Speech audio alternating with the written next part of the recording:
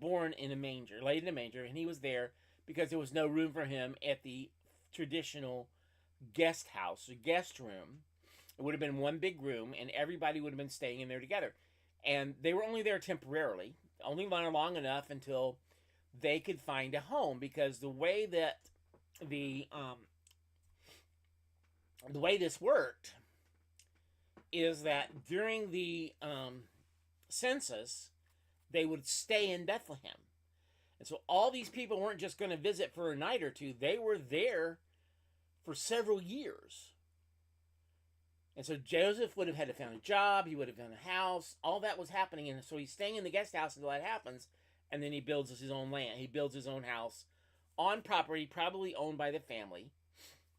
A temporary house for him to stay in while they complete the census. It's not like they had computers and they didn't have technology, and so they couldn't all run out and, let's get this count over with. It would have taken years to do it. And they all had to stay in place while they did that. So I'm painting the picture because I want you to understand the significance of all this.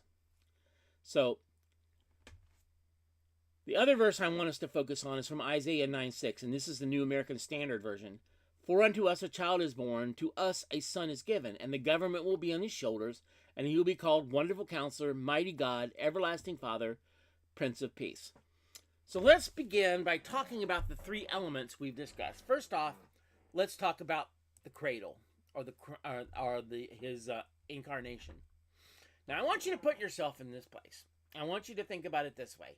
See, so many of us, we see Christmas and we think, oh, what a wonderful, nice story. It's so sweet, so kind, so gentle. You know, here's this little baby born in a manger, and he's surrounded by animals and all this other stuff. I want you to put yourself in Jesus' place today. I want you to imagine for a moment that you go home, right? Humbert, I'm going to pick on you. Humbert goes to his house, and there's Louisa, and she's having a birthday party for him. And Humbert says, man, great. She's giving me a surprise birthday party. I didn't even know I was having a party. That's so cool. So he walks in, and Louisa looks at him and says, oh, you came to your birthday party? Well, yeah, it's my birthday party. Well, you weren't really invited, but you just have a seat over there and stay out of the way. Now, I know you would never do that, Louisa, but... So everybody, here's all his kids, his grandkids. They're all looking at pictures of Humbert while he was a baby. And they're talking about how cute he is and how sweet he was. And they're talking about the little clothes he wore and all the toys he had. And they're totally ignoring Humbert. Okay. They're having a great time celebrating Humbert's birthday, but Humbert's not invited. And here's the problem, guys. That's exactly what we do with Jesus. We celebrate Christmas, but we don't invite him.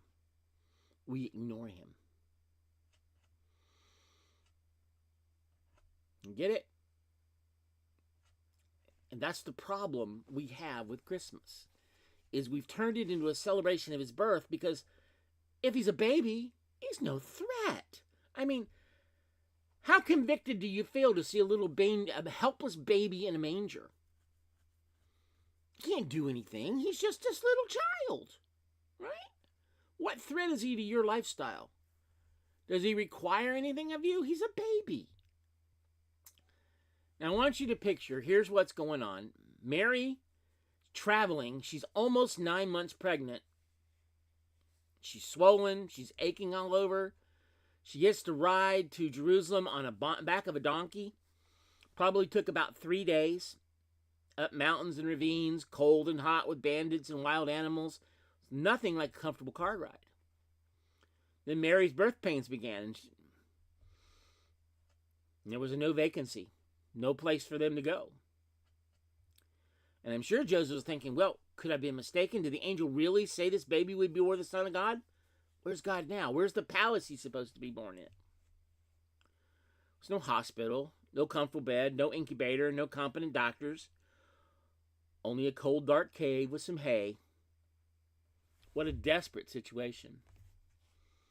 When was the last time you heard of a baby, a donkey born in a palace in the king's bedroom? It's preposterous. Kings are born in palaces, donkeys are born in stables. Yet God allowed his son, the King of Kings, to be born in a lowly stable. You know why? Well, here's why.